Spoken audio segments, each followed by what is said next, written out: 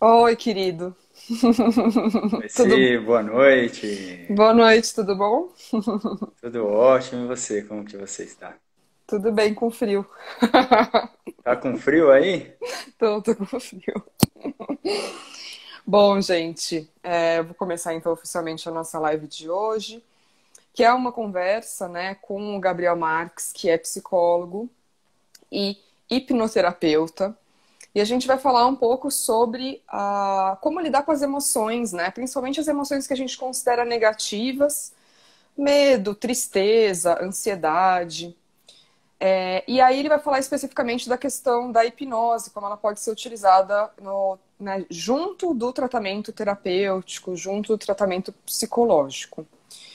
Então, Gabriel, fica à vontade, pode começar a se apresentar, falar um pouquinho sobre o que você estiver sentindo.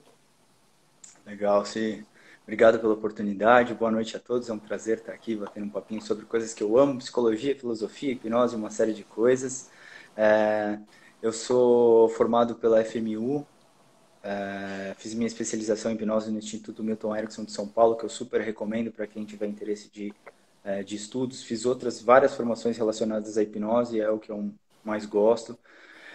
Estou atuando já há 5 anos na área, gosto muito do que eu faço e estou pronto para tirar dúvidas, bater papo. Eu tenho o costume de levar as coisas de forma bem leve, tranquila.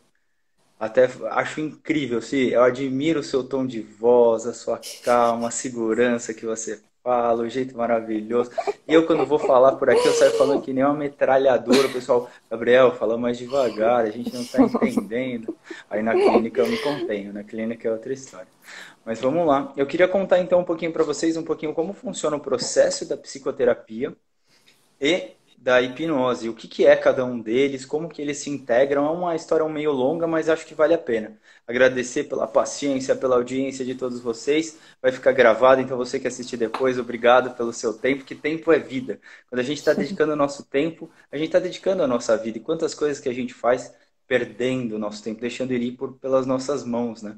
Se a gente lembrasse que a vida, nós somos finitos, que a qualquer momento a gente pode não estar aqui mais, talvez a gente valorizasse mais o nosso dia a dia, o nosso tempo. Então, o seu tempo é muito valioso para você que está aí assistindo a gente.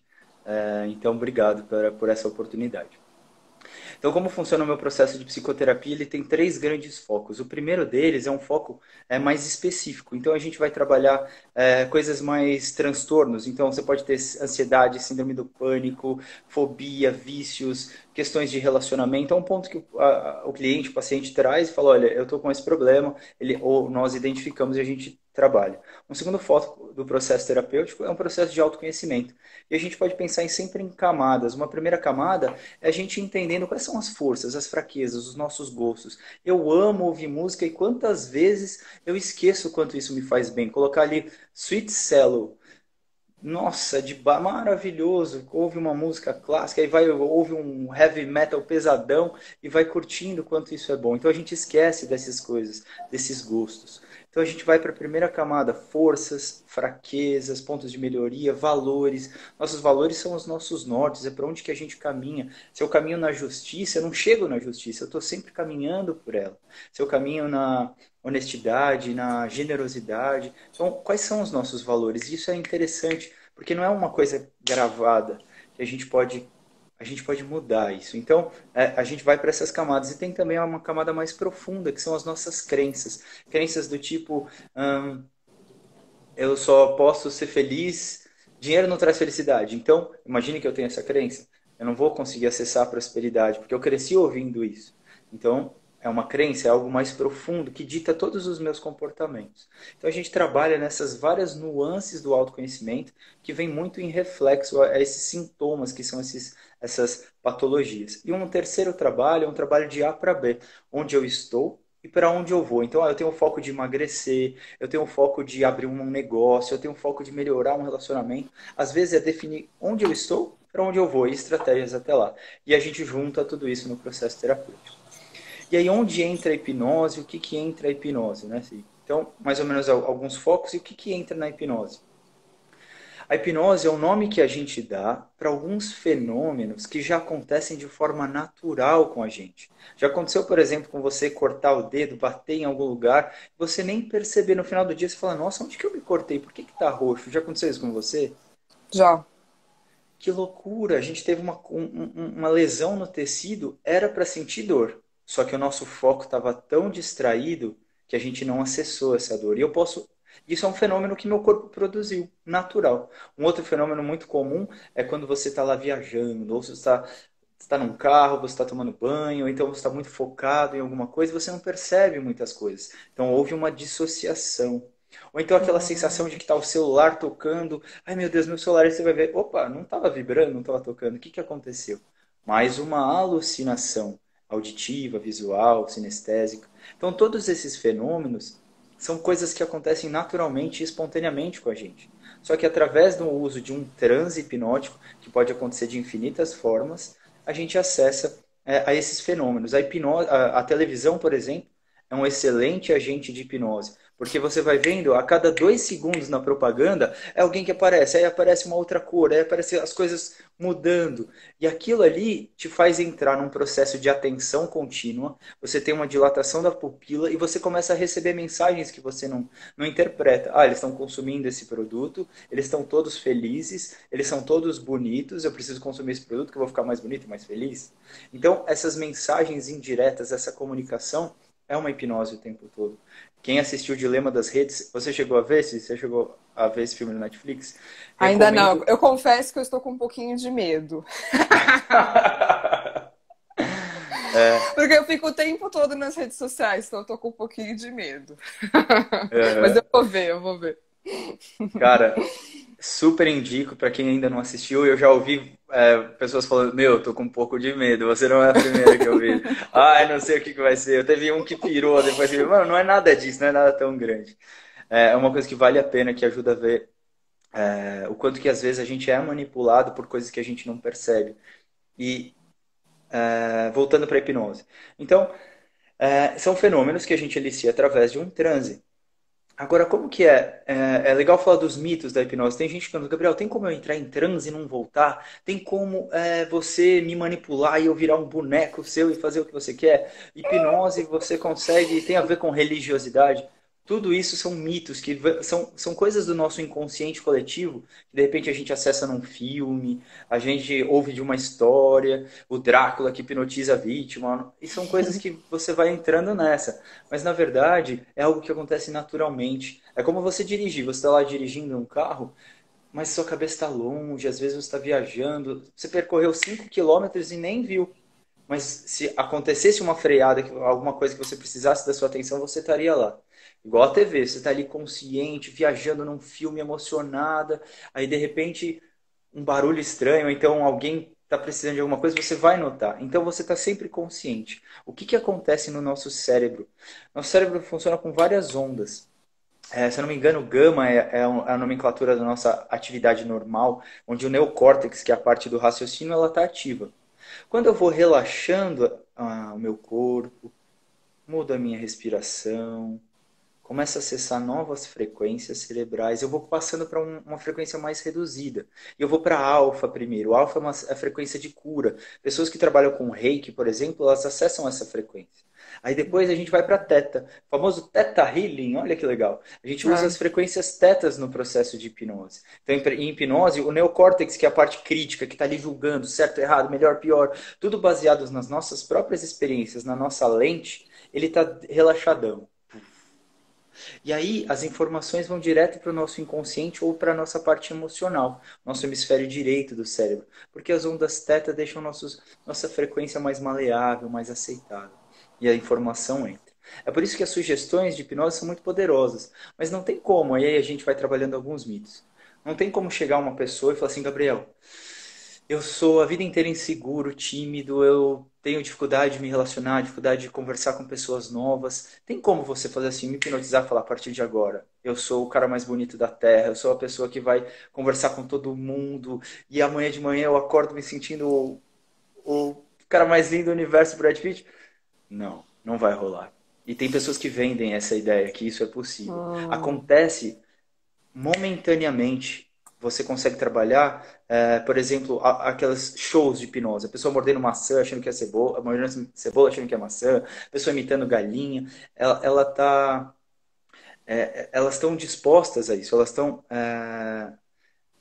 elas querem participar disso e elas acabam conseguindo. É um fim de compreender. Meu, eu quero descobrir como é a hipnose. Então, para você ter uma ideia, quando as pessoas fazem, é muito comum fazer esse teste aqui, que a gente fala das mãos coladas. Então, eu tenho uma plateia aqui de 60 pessoas. Fala, pessoal, todo mundo, vamos juntar as mãos assim e fazer isso aqui com as mãos. E eu começo a induzir, sugerir. E suas mãos vão ficar coladas, eu estou passando uma cola hipnótica e tal, tal, tal, tal, tal, tal. Quando você vai ver, algumas pessoas colam de fato. Essas pessoas que colam, elas querem passar pela ideia. Ela não existe uma cola ali, mas aquela sugestão assimilou. Aquela pessoa está disposta, ela está aberta, ela quer naquele momento participar. Em fins terapêuticos é mais comum. E aí a gente pega essas pessoas, traz para o palco e começa a fazer essas brincadeiras. Algumas são mais suscetíveis, outras não. As induções nem sempre vêm como a gente espera. Então, eu falo assim, você não vai falar seu nome. Eu não faço isso em clínica, mas só dando o exemplo. Você não vai conseguir lembrar seu nome. Aí a pessoa lembra, mas não consegue falar. Ou então ela fala metade, mas não consegue lembrar tudo. Porque é um processo inconsciente, digamos assim. Mas a questão é, não dura. Não é uma coisa que vai assim. Mas, Gabriel, e na clínica? Como funciona na clínica? Antes de eu entrar nesse ponto, se tem alguma pergunta, alguma coisa que você gostaria de compartilhar, alguma experiência, alguma dúvida sobre hipnose que você gostaria de falar agora? Eu fiz Theta Healing. Eu sou bem suscetível, assim. Eu mergulho bem fácil. Eu não sei se é porque eu fiz meditação há muito tempo e eu tô acostumada a estar hipnotizada pelo cinema desde que eu era muito criança. Eu tenho um poder de... Porque eu pesquiso cinema, né? A minha outra profissão é professora e pesquisadora de cinema. Eu tenho uma capacidade de imersão muito forte. Muito forte. E eu acho que não é à toa que eu me tornei astróloga, não é à toa que eu pesquiso cinema, porque eu consigo. É claro, eu não consigo entender exatamente em que lugar para que lugar que eu fui. Mas toda vez que eu saio de uma sessão de cinema, é como se fosse, para mim, tem um lugar terapêutico que é isso que quando você estava falando, eu estava pensando, né? Eu falo para todo mundo, o cinema para mim é um refúgio, é um santuário, porque para mim é como se eu tivesse, por exemplo, num centro espírita, ou se eu tivesse num terreiro, ou se eu tivesse numa sessão de análise. Eu baixo as minhas resistências, eu não julgo, eu aceito o que eu estou recebendo como estímulo e eu me coloco num lugar de disponibilidade, né? E eu acho que isso me ajuda muito no dia a dia, porque nosso dia a dia tem mil coisas, a gente tem que tomar muitas decisões. É como você está dizendo, né? A gente o tempo todo tem muita coisa para lidar, muitos estímulos, muitas dificuldades. A gente não vive num contexto muito tranquilo, ainda mais em 2020. E então, para mim, esses lugares, por exemplo, o Theta Healing foi ótimo para mim. Eu adoro o Reiki também. Para mim, funciona muito bem, porque eu acho que eu acredito, né? Eu tenho uma postura de crença em relação à experiência que eu estou disposta a viver, e eu acho que isso contribui muito, né? Meu, lindo que isso que você acabou de falar, assim, estar aberto, estar disposto e a crença, essa é a palavra mágica. E agora, você me dizendo isso, me vem a ideia de que a gente, em geral, nós nos comunicamos em várias camadas. Mais ou menos assim, se eu caminhar 100 metros, meu olfato vai captar talvez mais de 30 cheiros diferentes, muito mais. Só que eu não vou perceber. Eu vou perceber talvez um ou dois. Meus olhos vão ver infinitas cores, movimentos, estímulos, ideias. Só que meu consciente não vai acessar quase nada disso. Então a nossa percepção consciente ela é muito limitada. Só que o resto a gente está captando tudo. E se eu consigo acessar um estado de relaxamento, um estado de serenidade mental, um estado de presença, de plenitude, eu começo a captar outros tipos de informações, outros tipos de comunicações. Então, vamos supor, um filme, não sei se você assistiu O Poço, falando de Assistir. filmes. O Poço. Tem diversas camadas que você pode captar a respeito daquilo. Quando a gente vai estudar alquimia, eles falam que tem mais de 40 chaves para um mesmo símbolo, para uma mesma literatura. Então, quando você vai ver uma mitologia, Eros e Psique, por exemplo, um mito lindo, maravilhoso. Não sei se já viu, conhece? É por isso que chama Cara, Madame Psique o canal. não acredito. Meu, Uau, no, olha meu nome, só. meu nome astrológico é Madame Psique. Que lindo. Olha aí. Mito de Eros e Psique, você pode ouvir a história, você pode pegar uma chave filosófica, uma chave espiritualista. Então, são diversos níveis de camada. Exemplo, eu estou olhando aqui para a fronha de um travesseiro. Eu posso simplesmente estar vendo as cores, eu posso estar simplesmente vendo as formas, ou eu posso estar sentindo a emoção que aquilo me passa. E aí a gente vai viajar muito, mas esses níveis de comunicação têm muito a ver com a hipnose e com a psicoterapia, principalmente quando a gente vai usar intervenções como analogias e metáforas, que têm um impacto muito grande. Vou dizer uma analogia, uma metáfora para explicar sobre isso. O melhor exemplo para a gente pensar num processo terapêutico é o seguinte: quando a gente lê um livro ou vê um filme, aí passa 1 ano, 2 anos, 3 anos, 5 anos, e aí eu vou ver aquele mesmo filme ou aquele mesmo livro, e eu observo novas coisas, eu aprendo novas coisas, eu tiro novas coisas de lá. Você já teve essa experiência? Sim. Isso é incrível. Eu lembro de assistir Vida de Insetos. Quando eu era É criança, muito eu via lá fofo os esse filme. insetinhos, é maravilhoso, ele pulando. Aí eu fui ver agora quantas coisas de autoestima, de superação, quantas mensagens estavam ali positivas. E eu não sabia nem ideia, eu estava querendo torcer para a formiguinha. Mas quando eu fui assistir depois de um tempo, eu observava tudo isso. O filme mudou? Não. Quem mudou fui eu. E o mesmo acontece no processo terapêutico. Então, é o que a gente fala de reimprint, é ver novamente. Então, eu tive um trauma. Vamos supor que eu, quando era criança, fui andar na praia e quase morri afogado. E aí eu fiquei com medo de entrar no mar, por exemplo. Eu vivo evitando água. Às vezes eu tomo banho com medo. Uma ansiedade que eu nem sei de onde vem, mas eu tô tomando banho com medo. Aí eu vou, sei lá, no dentista, colocam alguma coisa na minha boca, eu começo a ficar ansioso. E aí começa várias coisas a acontecer refletindo aquele medo que foi enraizado ali. E o que o processo terapêutico com a hipnose faz? Tem um fenômeno que é você voltar numa memória e você olhar para ela de um jeito diferente. Você olhar para ela com outra perspectiva. E como você pode enfrentar. Porque a nossa mente, ela não sabe diferenciar o que é real do imaginário. Tanto é que quando a gente tem um pesadelo, você acorda transpirando, suando, com a mão acelerada, com o coração acelerado, com a mão gelada. Por que que acontece isso? Porque o nosso corpo acredita que aquelas emoções foram reais. Você pode até trazer teorias e informações como uma viagem astral, acesso de outros planos, mas o fato é que o nosso organismo sente aquilo como real. E na hipnose é igual. Eu posso pegar um aprendizado, assim como ler um livro e ler aquele mesmo fato, o fato de nadar, o fato de conseguir entrar, imaginar que eu estou entrando no mar e está indo tudo bem. Imaginar que eu vejo aquela cena de novo com calma, refletindo, que eu saí dela, que eu superei, e assim vai indo, e assim vai indo. Então, isso é muito do que acontece no processo terapêutico. Eu compreendo alguns aspectos e, através do uso de ferramentas como a hipnose, trabalho com programação linguística, técnicas e ferramentas diversas, mas para poder fazer esse retorno a uma imagem. Porque, vamos criar um exemplo verdadeiro, para a gente parar de pensar. Vamos supor que eu tenho minha avó maravilhosa que está numa casa de repouso há algum tempo, e aí vamos supor que eu fiquei triste. Eu tava, ai, minha avó, não acredito, a senhora vai ficar sozinha, eu vou sentir sua falta, a gente não vai poder dar as comidinhas que a senhora gosta, as pessoas não têm como ter tempo, nem condição física para te segurar. Então eu posso olhar por um olhar de pesar. É um primeiro olhar. E aí eu posso trazer um novo olhar, que é o que a gente faz no processo terapêutico. Aí vamos supor que eu estou fazendo terapia, meu terapeuta vira e fala, mas Gabriel, qual é, por exemplo, o lado bom da sua avó estar lá? Ah, minha avó está viva, isso é um lado bom. Minha avó tem cuidado médico 24 horas com enfermeiras capacitadas. Minha avó está num lugar seguro. Envelhecer é um privilégio negado a muitos. Tem muitas pessoas que não conseguem nem chegar nessa idade. Ela está envelhecendo. Apesar de tudo, está com saúde.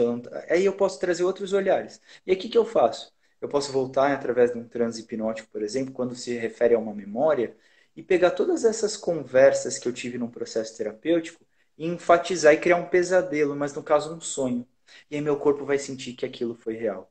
Ele vai acreditar de alguma forma que aquela experiência que eu criei foi verdadeira, como um filme. Por isso que a gente se emociona, por isso que a gente se entrega, porque a gente está mergulhado ali. É a nossa verdade. Aquilo é real para nós. Então, vamos ver se eu estou entendendo. O tema da nossa live é a questão das emoções. No exemplo que você trouxe, você falou da tristeza, né?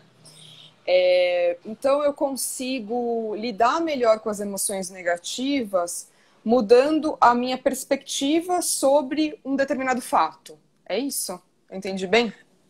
Exatamente, sim. Vamos falar Tá. um pouquinho das emoções. Vamos pensar em três estágios de intensidade. Tá. Isso a gente pode trazer para alegria, tristeza, medo, ansiedade, para todas as emoções. Vamos pensar em três níveis de intensidade. A gente tem um primeiro nível de intensidade, que é um nível pequeno. Vamos supor que eu derrubei um copo que eu gostava muito, poxa, quebrou meu copo. Eu não vou sofrer, chorar, me descabelar por causa disso. Eu recebo esse afeto, eu sinto esse afeto, mas eu tenho lucidez e tranquilidade para lidar com ele. Um segundo nível de intensidade é uma intensidade que, vamos pensar na tristeza. Então, o primeiro nível tem a ver com essa quebrar um copo. Um segundo nível seria, por exemplo, poxa vida, estou fazendo um trabalho aqui para minha empresa, são 6 meses, um projeto maravilhoso que eu vou fazer, o lançamento de um produto e 6 meses trabalhando de noite, final de semana, o lançamento dá errado, a coisa não acontece. Hum. Puf, a tristeza vem, porque é uma intensidade maior. Eu tive que acessar recursos, eu tive que me dedicar, foi um trabalho a longo prazo. Porque no final, vamos para a terceira intensidade. Aí a terceira intensidade seria eu estar quase que pleno de tristeza. Então vamos supor que eu perdi alguém que eu amo muito. Perdi alguém que eu amo muito. Eu tenho 1,75 m de altura, eu vou para 1,80 m, 1,90 m de tristeza. Porque eu estou pleno de tristeza. E aí, essa intensidade, cada intensidade a gente lida de uma forma. A intensidade mais simples seria interessante o quanto antes, e isso é válido para as três intensidades, em todos os sentimentos. Mas a primeira intensidade seria interessante o quanto antes a gente não focar no problema, mas focar na solução. Não focar no que a gente gostaria que não tivesse acontecido, mas o que a gente pode fazer com o que está acontecendo. É como fazer bom uso e como focar na solução. Porque tem coisas que não tem como resolver. Então eu estou no trânsito, estou lá nervoso, puta, estou no trânsito, caramba. Eu não tenho como sair do trânsito. Como que eu posso fazer bom uso do trânsito? E fazer bom uso é tirar o que tem de melhor. É como o processo de digestão. Quando eu como lá uma maçã, meu corpo, meu organismo vai tirar o que tem de melhor daquelas nutrientes, as fibras, e vai jogar fora o que não é mais necessário. É isso que a gente tem que fazer com as nossas emoções, com a nossa vida, com as nossas memórias. Pegar aquilo que é saudável para nós e jogar o que não é necessário. Pegar o suco, jogar fora as cascas. Então, se eu estou lá no trânsito, não tenho o que fazer, como eu faço bom uso do trânsito? Posso colocar uma música, posso colocar uma palestra, posso ligar para alguém que eu amo, posso cantar, posso treinar alguma coisa, posso fazer infinitas coisas. Estou fazendo bom uso do trânsito. Outro dia eu tive insônia. Como eu posso fazer bom uso da insônia? A gente não quer aceitar a insônia. A gente, não, eu tenho que dormir, eu quero dormir, amanhã eu acordo cedo, eu tenho que dormir. Não vai. Como que eu faço bom uso da insônia? Posso simplesmente pegar um papel e começar a escrever.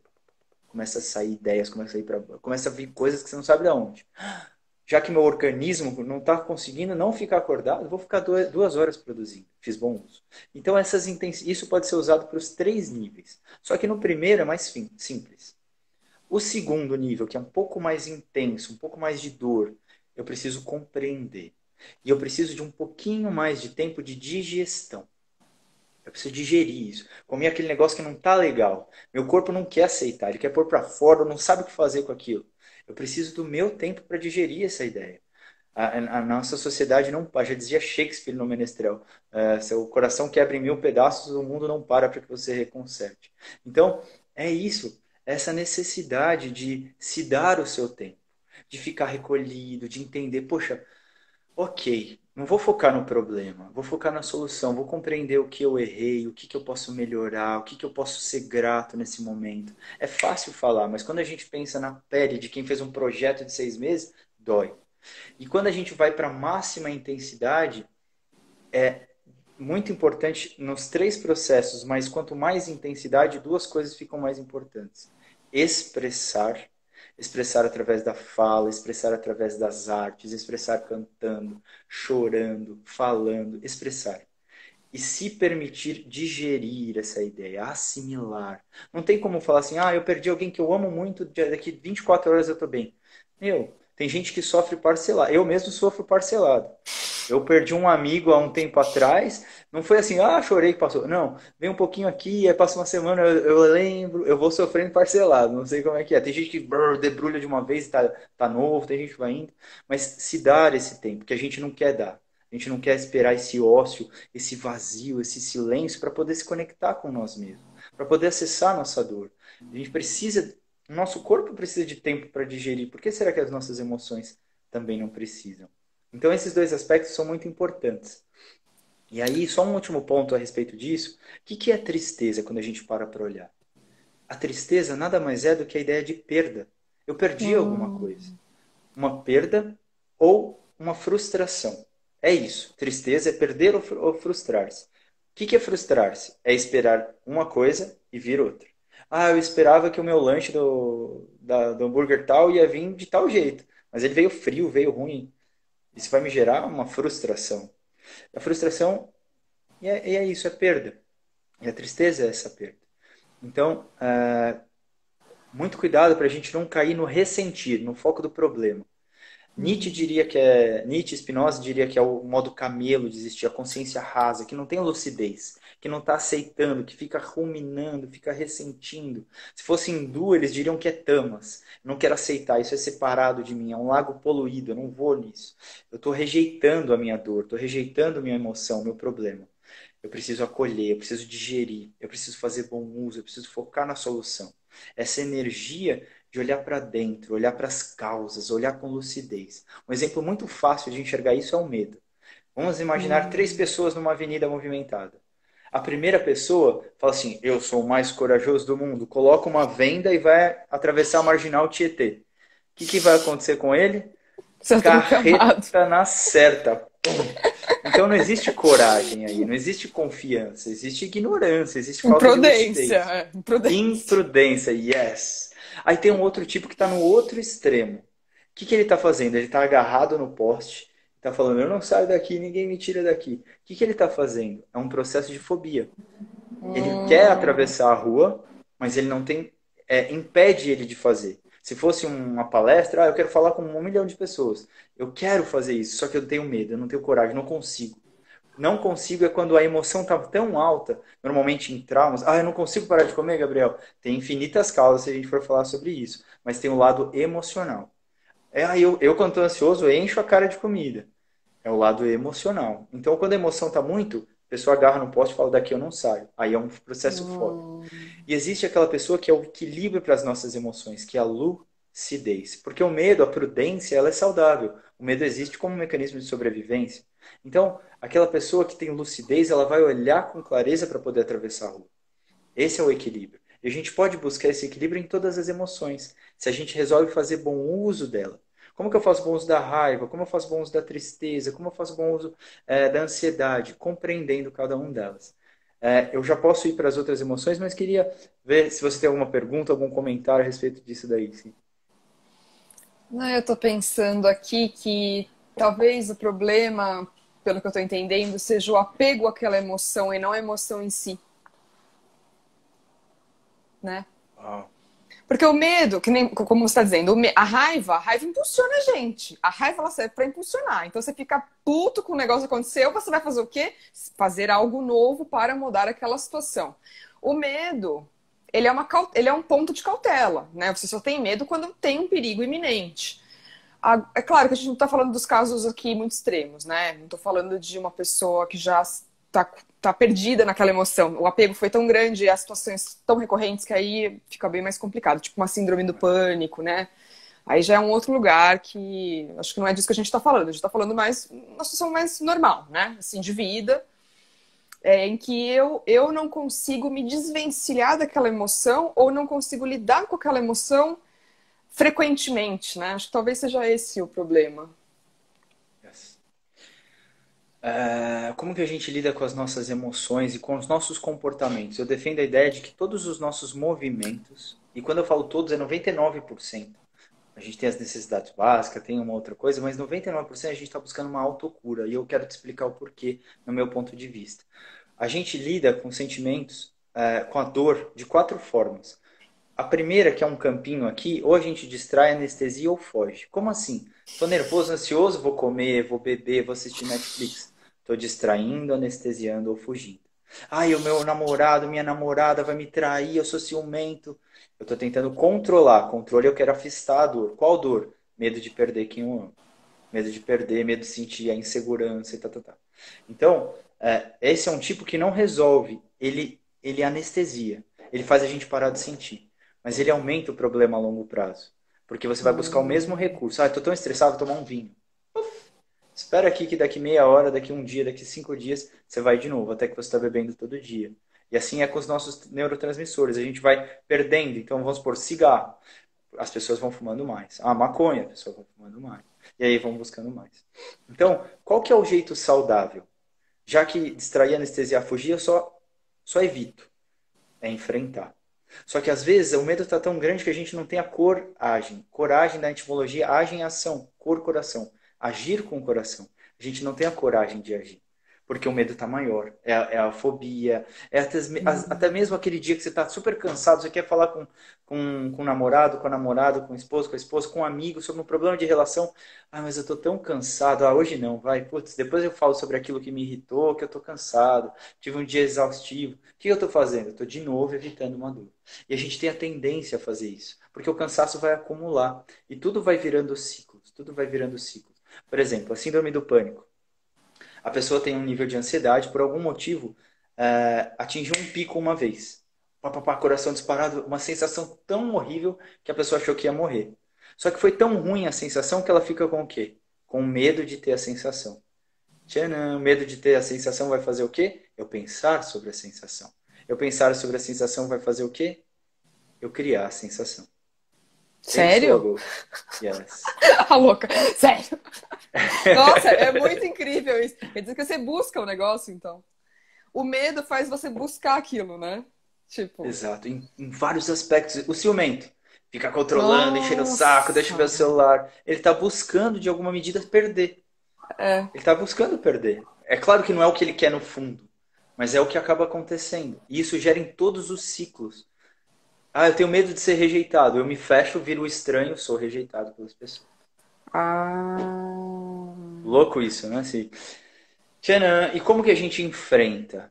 A gente tem que começar com as pequenas coisas. Dá uma Entender as solução, nossas porque agora eu emoções. já tô preocupada. A louca, né?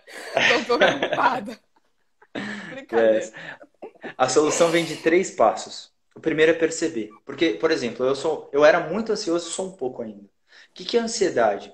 Meu pai é muito ansioso. Eu tô, por exemplo, pegando água na pia, de repente ele vai, eu tô lá na casa dele pegando água na pia, de repente ele aparece do lado, põe o prato, o copo do lado esperando eu pegar.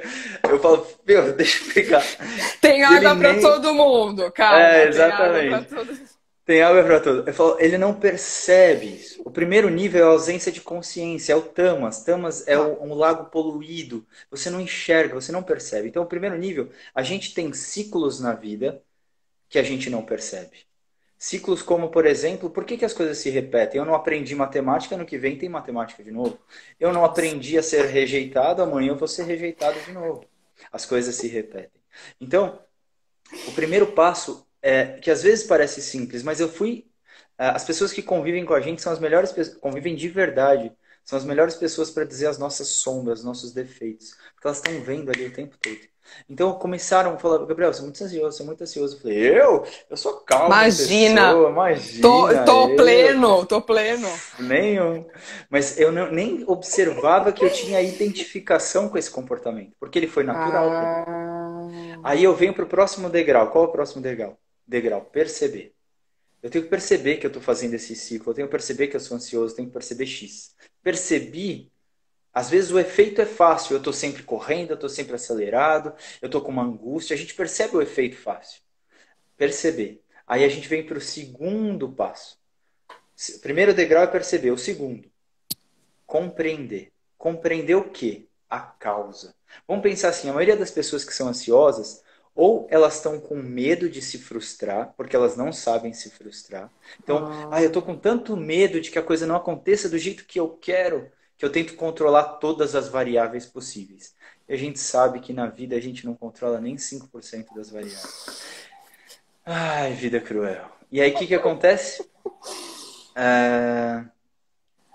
Se frustra. E para não se frustrar, tenta controlar todas as variáveis. Aí a gente coloca outro tempero, necessidade de ser perfeito. Outro tempero, uma sociedade que manda você ser nota 10, corpo perfeito, aparência perfeita, profissional perfeito, mulher, marido, filha, tudo perfeito. Mais um ingrediente causador de ansiedade. Aí você vem com redes sociais, onde você vê vidas maravilhosas e você fica passando coisas, gente felizes, mais um ingrediente. Mais um ingrediente. Aí vários ingredientes que vão somando para que as pessoas não encontrem a si mesmos, mas encontrem o vazio. E a ansiedade vem como um efeito. É só um efeito. Esses sintomas Hum, são só efeito de algumas causas. Pode ser o meu medo de ficar sozinho me gera ansiedade. Eu estou o tempo todo com pessoas. Minha ansiedade vem do meu medo de ficar sozinho. Eu não sei me frustrar, vem do meu medo de me frustrar.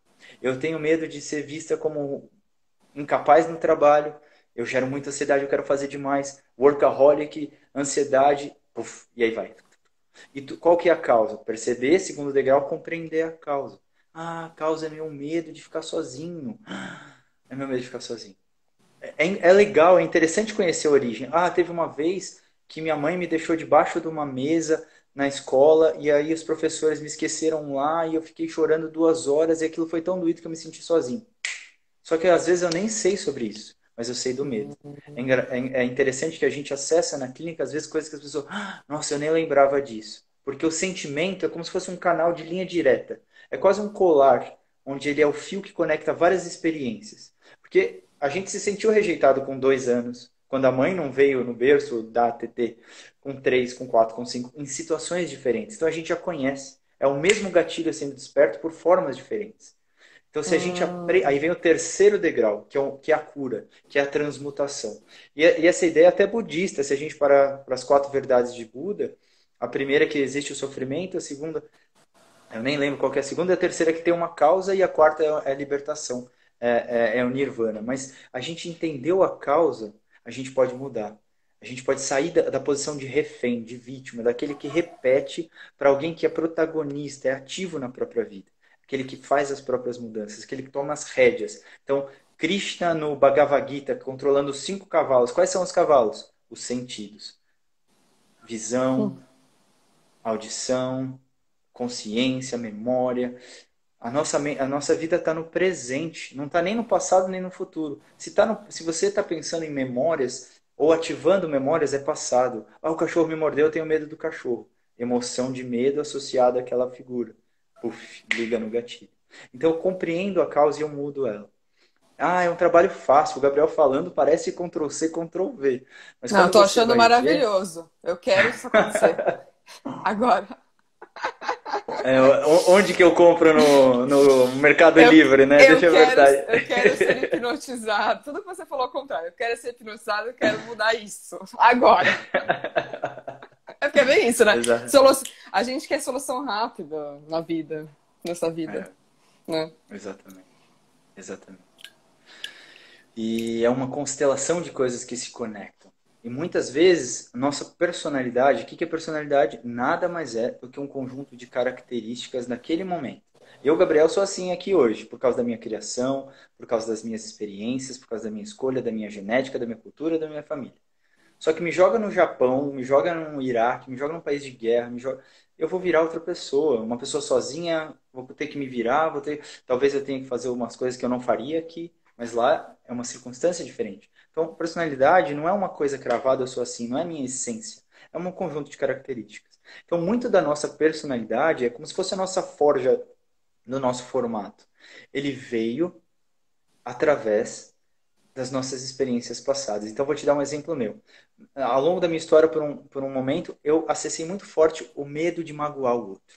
Hum. Uma experiência que eu tive com a minha mãe, por exemplo, eu fiquei com tanta dor de ter magoado ela, que eu fiquei com medo de magoar o outro. E o medo de magoar o outro faz o quê? Faz a minha necessidade de querer agradar, a minha necessidade, Ah, dificuldade de falar não, medo de não ser aceito, medo de não pertencer. Aí faz a constelaçãozinha. Fez a constelaçãozinha, eu entendo a causa. Como que eu posso aprender a não magoar o outro? Ah, eu posso pensar, percebo que eu tenho medo de magoar, primeiro degrau. Compreendo a causa. Bom, eu estou fazendo isso porque eu tô com medo de magoar. Entendi que essa é a real causa. Eu tô dizendo, não falando não, porque a real causa é o medo de me magoar. Então eu compreendi. Então, eu posso até compreender que eu tive experiência com a minha mãe, isso me ajuda a ter mais lucidez. E eu posso até compreender também que na dor está o combustível da força. Se não fosse o medo de magoar, talvez eu não seria tão carismático, tão simpático, tão atento ao outro, tão perceptivo ao outro, porque eu não queria magoar. Então eu tive que exercitar minha empatia. Então na dor sempre está o combustível da força. No veneno está sempre o antídoto. Então eu compreendi. Hum, Aí eu venho para o terceiro degrau, que é o quê? Caramba, meu medo de magoar me trouxe benefícios e problemas. Só que como eu posso lidar com isso? Ah, eu posso aprender o que que é a mágoa justa. O que que é a mágoa justa? Ah, Gabriel, eu quero R$ 10.000 para comprar um tênis, beleza? Não vai rolar. Não vou te emprestar esse dinheiro. Não acho. Ah, mas eu vou ficar magoado, vou ficar triste. O problema é seu. É uma escolha sua, eu não vou te prestar por isso. Ah, tá. É uma mágoa justa. A quem eu dou aham. direito de me julgar? E quando eu vou entendendo que eu sou o responsável pela minha vida, eu entendo que se eu falar uma palavra que o outro interpretou mal, foi uma escolha do outro. Foi a partir da lente do Hum. outro. Então eu deixo de me responsabilizar para fazer o outro feliz ou triste, por exemplo. Ah, e fui eu que pisei. Mas as coisas não são tão simples assim. Outro dia eu prendi a mão do meu pai num portão. É automático. Meu, eu fiquei Nossa! desesperado naquele instante. Ele, ai meu Deus, que dor, mano. Ficou tudo bem, nada quebrou, deu tudo certo. Mas naquele instante, eu não tive lucidez e calma para analisar os riscos. Para falar, opa, peraí, tem fratura exposta? Não tem. Ele nem chorando tá. Ele tá vivo, tá respirando. Vamos fazer o que é necessário. Porque se eu tenho a lucidez, igual aquele carinha que atravessa a rua, eu tomo uma decisão sátrica. Uma decisão sátrica é uma decisão equilibrada. Vou dar o um exemplo. Eu posso ter uma decisão cruel, uma decisão com intenção ruim. Então vamos supor que meu filho está fazendo uma bagunça, eu viro, ah, esse moleque só dá trabalho, começa a xingar, começa a fazer não sei o quê. É aquela decisão separada, que não é o camelo, é a reatividade, é o Thanos. Eu posso ter uma reação impulsiva com ele. Então ele tá lá batendo tudo, mexendo tudo. E aí eu vou lá, meu, pelo amor de Deus, fica quieto, eu não aguento mais. A minha intenção foi impulsiva. Eu não tive a intenção de magoar ele, não tive a intenção de xingar, não fiquei culpando ele dos meus problemas igual no primeiro. Eu só fui reativo. Ou então eu dei um tapa nele impulsivamente, eu fui reativo. O que seria uma coisa sátrica, uma coisa equilibrada, uma coisa pura, uma coisa centrada? Seria eu parar, tentar distrair ele, tentar ensinar, tentar conversar, olhar com firmeza para ele e falar: olha, filho, não pode. De forma justa, equilibrada. A sabedoria é o símbolo do elefante, é o símbolo da sabedoria, porque quando ele caminha, ele pula as trilhas de formiga, porque ele respeita a vida ali. Então, olha que coisa linda. Esse é o equilíbrio. Apesar que a sabedoria, por exemplo, é Atena. Atena é filha de Zeus e de Artemis, eu acho que é o deus do poder e a deusa da pureza. Olha que simbologia. Se eu uno poder com a pureza, eu viro a sabedoria, que é fazer o que é necessário ser feito, mas com equilíbrio. E para mim isso é a força do amor. O amor é aquela energia que poda para que a gente possa crescer. Eu estou plantando laranja, semente. Comecei com uma sementinha, já está um brotinho. Eu estava estudando sobre poda, sobre como cultivar. E olha que curioso, tem uma árvorezinha plantada lá num terreno, uma pé de laranja. Para que possa dar frutos bons, frutos saudáveis, frutos saborosos, a gente tem que cortar as plantas do começo. A gente tem que podar o tronco dela. A gente tem que tirar, tem que remover, tem que extirpar. É a força do amor, é a força da vida. A gente corta alguns lugares, a gente poda, para que a planta leve toda a sua energia, todos os seus nutrientes para as folhas mais altas, que recebem mais sol, para as frutas, para as flores. Então é isso que a vida faz com a gente, é isso que a gente faz no processo de se auto-esculpir. Olhar para as nossas dores, olhar para aquilo que não é parte de nós. A minha ansiedade não sou eu, não me identifico, eu não tenho apego. Eu não quero isso para mim. Eu preciso podar, só que podar dói. Esforço dói. Virtude vem de virtus, que significa força. Eu só faço força se tem alguma coisa que está pesada. Se não está pesado, eu não faço força. Então eu estou lá na academia me esforçando. É um primeiro nível de dor. Por mais que não esteja doendo muito, pode estar, mas a virtude, a força, ela só vem antes porque teve a dor. Por isso que na dor está o combustível da força. No veneno está sempre o antídoto. A cobra picou lá, eu preciso tirar o veneno da cobra para fazer o antídoto.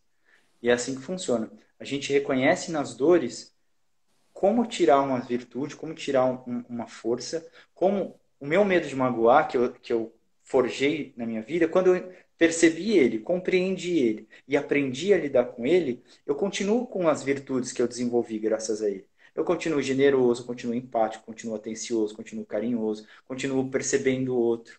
Só que eu não sou mais guiado pelo medo de magoar. Quando alguém fala, vamos sair, não sei o quê, não tô afim. Eu respeito o meu coração, coragem, agir com o coração. Eu respeito a minha vontade.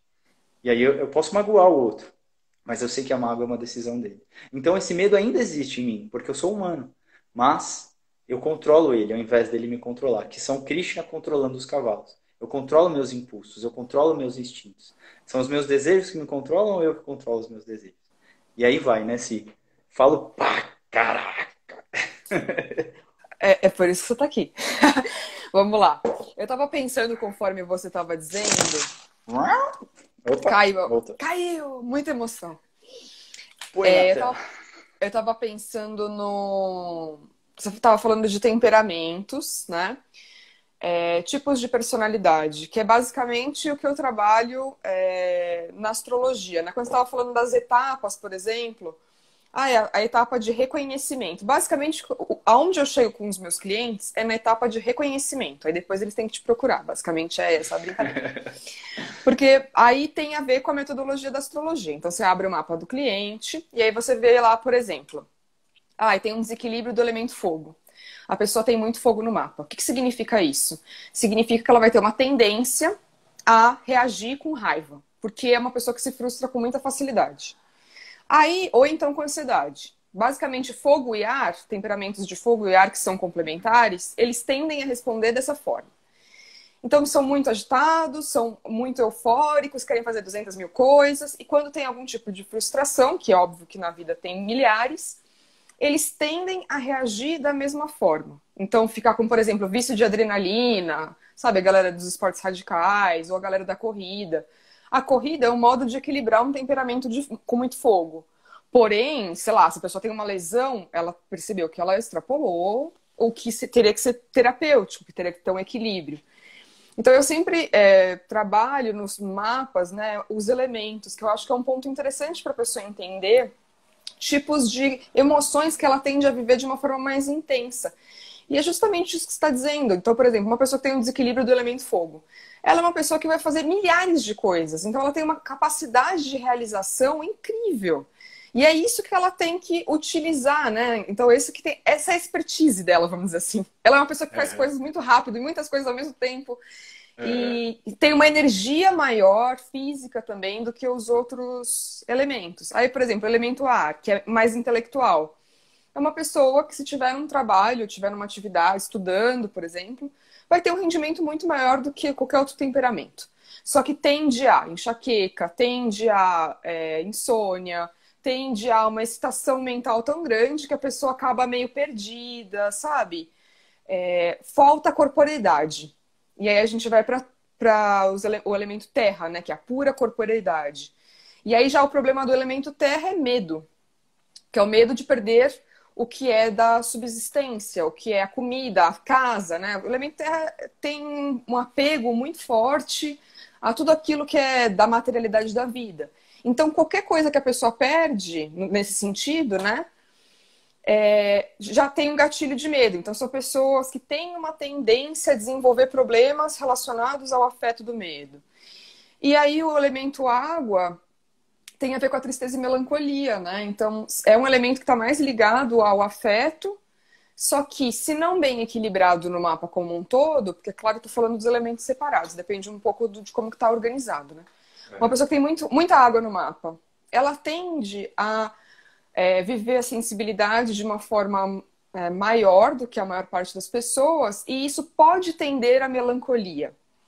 De não se sentir compreendida, de não se sentir acolhida nos seus sentimentos e nos seus afetos, principalmente na relação com, sei lá, o elemento ar, que vai ser super grosso com o elemento água, por exemplo. Tipo, umas combinações assim, sabe? Tipo, se o pai é de ar e o filho é de água, por exemplo, sabe? Tende a ter... e aí é uma reinteração daquela mesma emoção. Então a pessoa vive meio que com o estigma daquela emoção, o que acaba gerando, às vezes, né, dependendo de quanto tempo ela vive aquilo, de fato uma depressão, ou de fato um transtorno de ansiedade, ou uma síndrome do pânico. Eu estou exagerando bastante o quadro aqui, mas para dizer que é o desequilíbrio quando ele está vícios também. O desequilíbrio quando ele está muito intenso, e a gente, né, deixa correr o problema, não vai buscar elaborar isso de uma forma mais a equilibrar, né? A equilibrar. Então, como você está dizendo, bom, elemento fogo tem muita iniciativa, ótimo, mas eu não vou me queimar, literalmente, né? Não vou me autoconsumir dentro daquele lugar que eu vou fazer mil coisas, ficar pilhadaço. Não, né? Então eu vou ter que fazer meditação, eu vou ter que fazer yoga, eu vou ter que fazer corrida, eu vou voltar para o meu centro, né? Não vou ficar com tanto estímulo 24 horas. Então, eu acho interessante né, eu propus essa live porque eu acho muito interessante o caminho que a gente vai fazendo para o autoconhecimento. E como tem algumas ferramentas que são mais introdutórias, por exemplo, é o que eu vejo na astrologia, que são, digo, de sensibilização, sabe? Olha, você tem uma tendência para esse lado, repare nisso. Repare se isso não te gerou um problema de saúde, repare se isso não te gerou, por exemplo, pessoa que briga muito, a gente está falando de recorrências, né? Tem gente que chega e fala, olha, não consigo ficar num relacionamento, porque eu só brigo com as pessoas, porque aí começa, ninguém me entende, aí volta para um lugar estranho, né? Ninguém me entende, porque eu sou muito incompreendida, sabe assim? Aí você fala, tá, vamos ver o negócio aqui. Aí você fala, bom, talvez tenha uma agressividade um pouco fora da medida aqui na relação com o outro. Então, claro que o outro não vai querer lidar com essa agressividade. Não, o problema não é você, o problema é o tipo de agressividade que você está colocando em contato com o outro. Então, quem sabe equilibrar, vamos entrar mais em contato com o seu lado mais afetuoso, o seu lado mais empático, né? Dá um pouco disso para o outro, quem sabe essa questão dos relacionamentos melhorem um pouco. E aí eu acho que desse momento de sensibilização passar para você, do tipo, da pessoa fazer de fato um mergulho nessas questões que você estava mencionando, da infância, os traumas, que aí tem a ver com temperamento também. Como que eu desenvolvi esse temperamento que eu tenho? Bom, que nem estava dizendo, porque lá na minha infância eu tinha um certo papel ali na minha família e que hoje eu brinco de um teatro de adulto para reviver esses papéis, né, de certo modo. Yes. Fantástico, E sim. agora eu queria falar sobre, só para a gente concluir, porque a gente está acabando o tempo, em relação à hipnose, vamos supor. Vou te dar um caso hipotético aqui, né? A pessoa chega no seu consultório falando que ela tem crise de ansiedade. E ela queria lidar melhor com isso. Como é que a hipnose ela entra? É toda a sessão? É de vez em quando? Como é que funciona? Sim, ela pode estar em muitas sessões, mas na grande maioria não. Imagina que a hipnose é uma ferramenta que ela vai me levar mais rápido para a mensagem. Eu quero criar uma mensagem para você. Então eu preciso empacotar ela feita para você. Então eh, vamos supor que eu vou te dar um presente. Se eu der um presente embrulhado num mapa com símbolos da astrologia, você abre e recebe uma coisa totalmente que tem a ver com você, sei lá, uma estátua de psique. Nossa, isso vai tocar o seu coração. Então, o meu desafio como terapeuta, eu imagino que as minhas ideias são como uma galeria de arte. E eu vou falando várias coisas aqui. Então, cada pessoa vai vendo essas obras de arte. Algumas delas tocam o coração.